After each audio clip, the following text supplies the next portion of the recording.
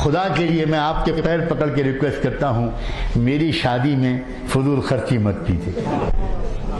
گا۔ بیٹیاں کہیں میں فاطمہ سے زیادہ معزز باپ کی بیٹی نہیں ہوں،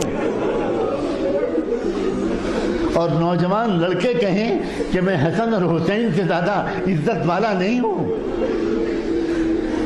خدا کے لیے میری شادی میں فضول خرچی مت کیجیے گا۔ بچے کہیں، ماں باپ کہیں کہ بیٹا دوسروں کے ہاں جا کر ہم نے کھانا کھایا ہے، وازوان کھایا ہے، اور یہ کیا ہے اور وہ کیا ہے، اب تو ہم کو کرنا ہی پڑے گا، تو بیٹا خوشامد کرے، بحث تو نہ کرے، بڑوں سے خوشامد کرے۔ بیٹیاں کہیں،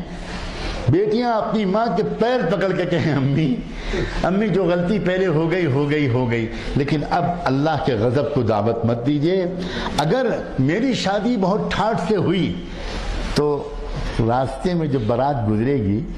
مجھے لینے کے لیے جو بارات آئے گی اور مجھے دلہن بنا کر جو بارات لے جائے گی، تو راستے میں غریبوں کے بھی تو گھر پڑیں گے۔ اگر کسی غریب کے گھر کی بیٹی نے تکیے میں منہ چھپا کر رونا شروع کیا اور کسی غریب کے بیٹی نے یہ کہا اللہ میرا باپ بھی اگر مالدار ہوتا تو مجھے بھی تو کوئی رخصت کرنے کے لیے آتا، میرے گھر پہ بھی تو شہنائی بجتی، میرے گھر میں بھی تو سجاوٹ ہوتی، اللہ میں یتیم ہوں، میرے باپ کا انتقال ہو گیا، اللہ میرا باپ مزدوری کرتا ہے باغ میں، اللہ میرا باپ ایک معمولی سا ملازم ہے، بہت مالدار نہیں ہے، تو کیا اس کی سزا مجھے زندگی بھر بغیر شادی کے انتظار کر کے ملے گی؟ اگر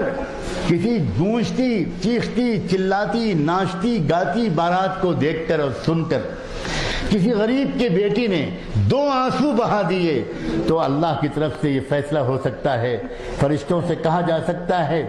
اس شادی میں نحوست ڈال دو، میاں بیوی کے درمیان تعلقات خراب کر دو۔